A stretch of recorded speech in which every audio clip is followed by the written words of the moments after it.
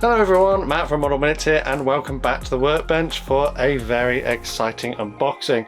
This week, as you can probably see, I am unboxing the Grumman F6F Hellcat in 1/24 scale from Airfix. It's quite a bit bigger than any of the boxes or kits I've had in the stash before, and yeah, it's going to be an interesting one. So join me as I get inside this box and see what we've got.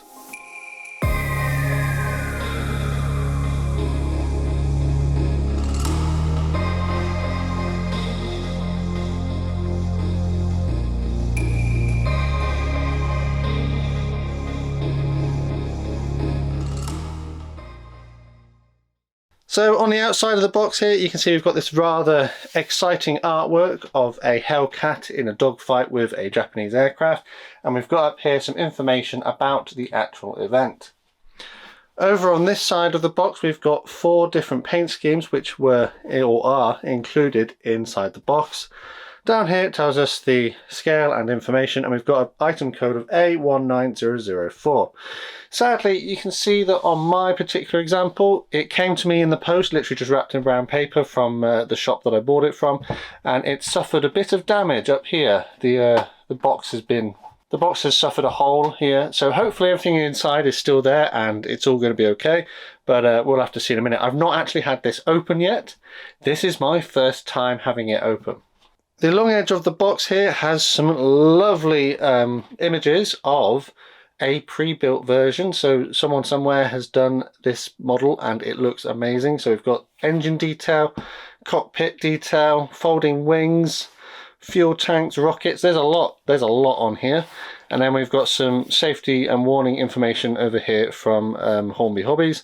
And we've got a cartograph logo, so that means the decals inside should be amazing. Flipping it onto the other edge. Flip it over onto the other edge. Oh, it's such a big box. We've got 6 flying hours. That's a massive flying hour. I'm not sure that'll fit in those little passports they give you. Tells us it's a skill level 4, so this is going to be the hardest of Airfix, the kits that they do, the biggest ones of the range. We've got a number of Humbrol products which they recommend, and then we've got our 4 paint schemes here.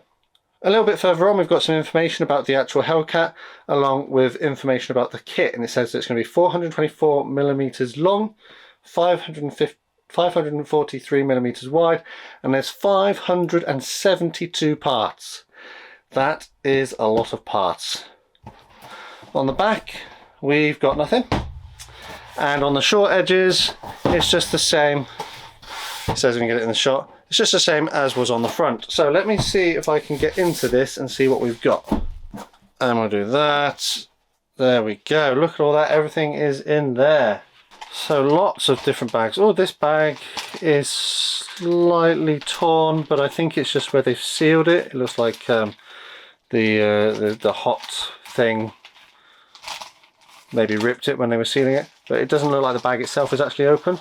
So I'm going to go through this quite methodically and see what we've got.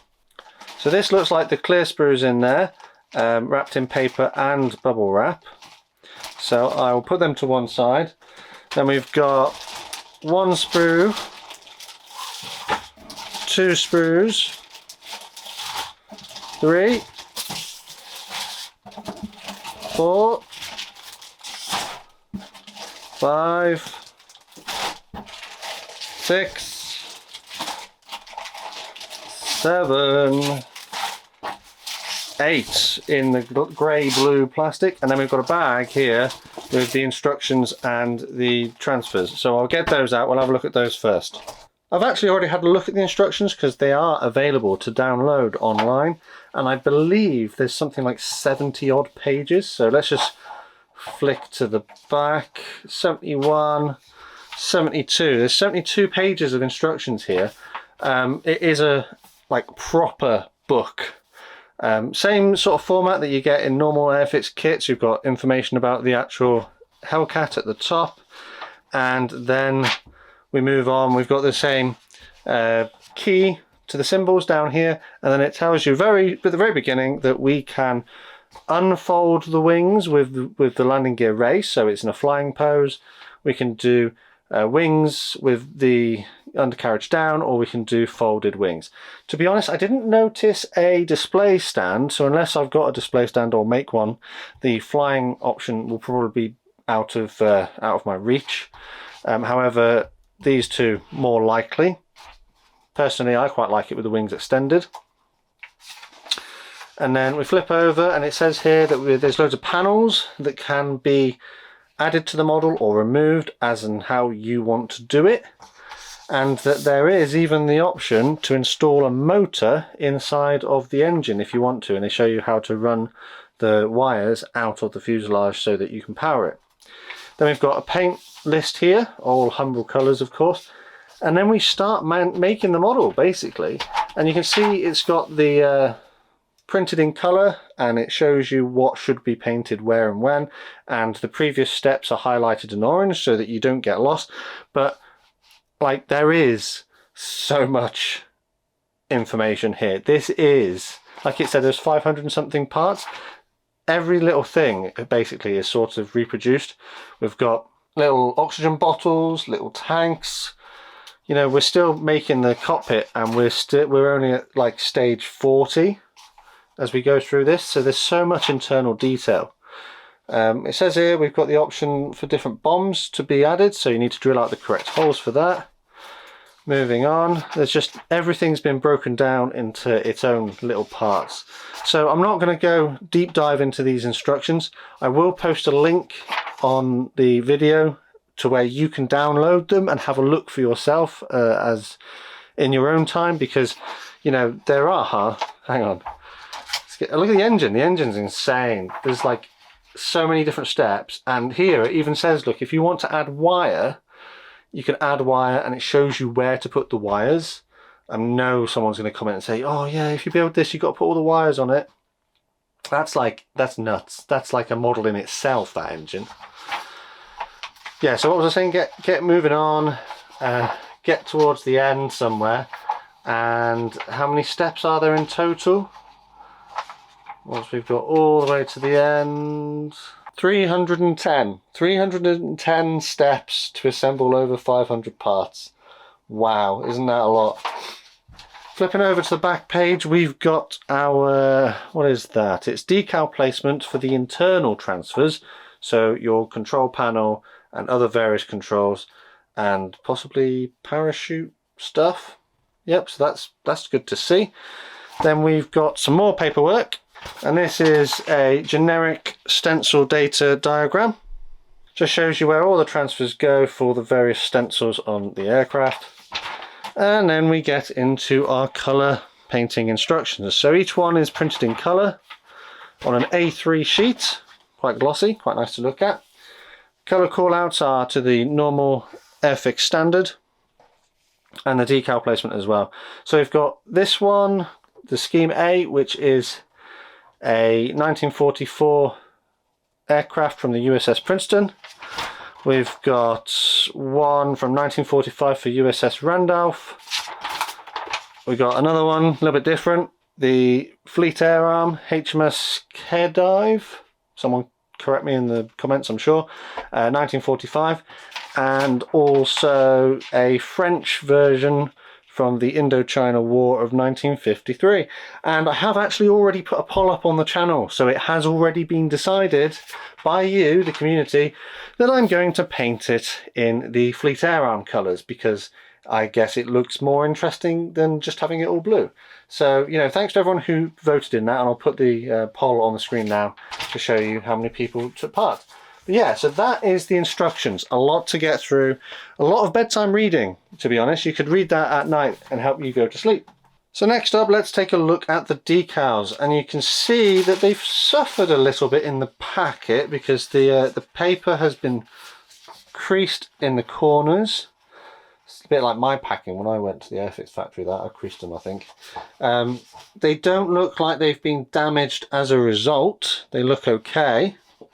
So we've got the French ones down here, got the Fleet Air Arm ones here, and then we've got the American ones at the top, and then all of your generic stencil-y type ones there. And these are cartograph decals, so they are going to be absolutely fantastic. Yes, I know this is a slightly older kit from the Airfix range. But, you know, cartograph decals are amazing, and I don't anticipate there being any problems with these going on.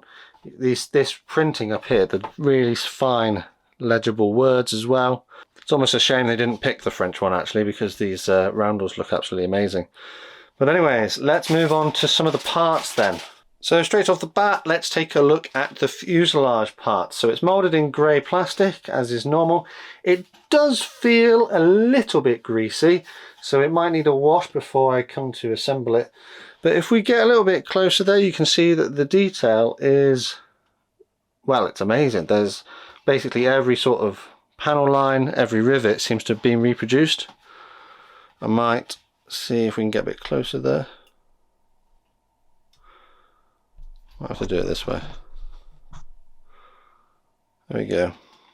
All of the rivets look like they're present. There doesn't seem to be much in the way of flash either, which is good. It's a very high quality moulding. Should flip over, on the inside we've got ribs on the fuselage, all moulded in there, and on the landing gear bays we've got ribbing as well.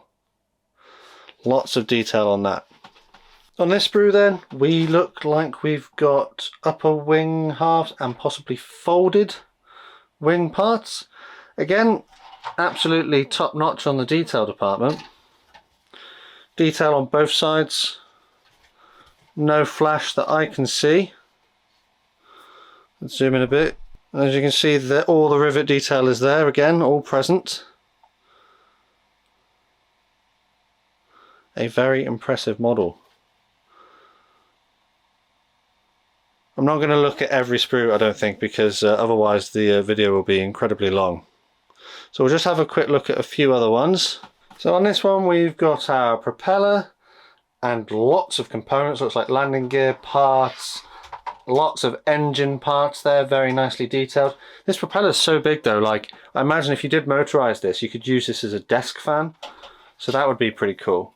I don't have any intention to motorize this at the moment, but that would be something I could consider as I go through the build. So I'll just quickly scan over the rest of them because I'm getting a bit sort of piled in with sprues and bags in my tiny little room. So on this one we've got various bulkhead parts, some more small details, and we've got our drop tanks and the armament options here. We've got all the rockets, which look like they come in two halves, and the bombs, they're quite big, aren't they? This is such a far cry from looking at a 1/72 scale model. On this one, these are the panels for the engine. Various parts of the engine there, and some more small details. Looks like a tank of some sort over here. On this one, we've got various braces and wing components. And we've got our machine guns over here on this side. Got some more bulkhead type things here, and some more various elements of the internal structure of the aircraft. And these look like the wheels, and some pipe work from the engine. Absolutely loads of parts, like every single part here could be treated as its own model. And then finally the last sprue, we've got our, they look like the control surfaces, so they come separately moulded, and some more other support parts for the internal areas of the aircraft. Very impressive. And we've not yet looked at the clear parts, so let's get them open. So these come packaged in a bubble wrap bag with some more paper around them. Don't know if this is normal or if this has been opened and resealed. Not that many clear parts in here. What have we got? We have the front windscreen, the canopy, some more small parts which I presume are like lights, and then we've got our control panel here. So I presume, because they've done this in clear, if you wanted to put lights in behind the control panel, you could do that and it would shine through where you haven't painted it. So that would be very nice. The plastic is spot on. It looks amazing. Like, the clear parts are crystal clear. I can't see any blemishes. There doesn't seem to be any excess flash.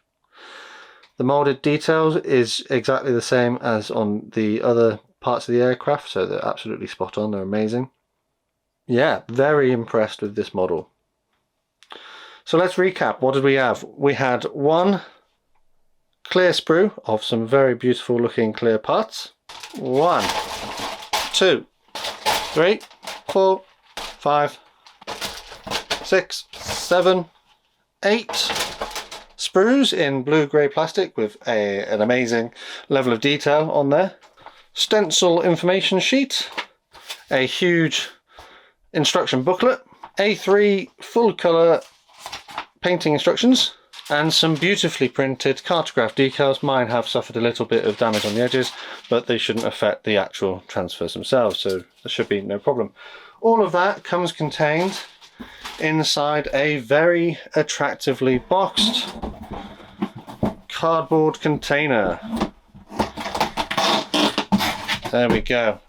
So what do I think of this kit? Well, I think you can tell from what I've said all the way during this video, it's impressive. It is possibly the most detailed kit I've looked at to date on my channel. It's obviously the biggest. It's going to be the biggest one I've had so far when I finish building it. It's going to stretch my skills to the limit when I come to do this. And when I build it in the Fleet Air Arm paint scheme, it's probably going to be a series rather than just one video, because let's face it, 500 odd parts is going to be difficult to do in a 20-minute video. So let's talk a little bit about the history of this kit, and it's very brief because this was brand new tooling back in 2019, and this is the release from 2019. There has not been a rebox or a reintroduction of this kit since 2019. So to that end, I think the price when it was brought out was around the £100 mark. I was fortunate that I bought this about 8 or 9 months ago for £115. The price has crept up. However, because stocks are obviously going, there's not much out there on the market at the moment, you're probably looking at the second-hand market, and I've seen some people retailing them for over £150. So I did speak to Dale, who's the head of the brand of Airfix, and I said to him, if you're gonna do this one, do it again soon, because the second-hand prices and the resale market, they're too high. They're too high for people to really justify. But for £100, what I've got in this kit is absolutely incredible. I doubt that they'll ever be able to reproduce this one at £100 again because of how many parts it has and how much detail it has. So I guess we'll just have to watch this space. But anyways, I think it's probably time to wrap this one up here. Let me know down in the comments what you thought of this unboxing. If you're excited to see this started and potentially finished on my channel over the next few years. I would like to take this opportunity to thank the amazing support that I had on Ko-fi, which is a sort of one-time donation website. I actually put this up as a goal on that Ko-fi page back in 2019 when this was announced. It didn't really get any traction, but about a year ago, suddenly people just started giving me loads of money on there. So thanks to all these people here who were so generous to give me money to then get this kit, to then build it and review it on the channel. So a massive thank you to these guys. And speaking of people who give extra support, I'd like to give a shout out to my patrons and channel members, because these guys are amazing as well. If you'd like to join these people on screen, take a look at the links in the description to see how you can get involved. Alternatively, if you're new here, make sure you sub so you don't miss any future videos in this series. And dropping a like on the video will help others with a similar interest to see the video as well. Finally, the last thing to say is a massive thank you to you for watching this one, and I'll see you on the workbench again next time.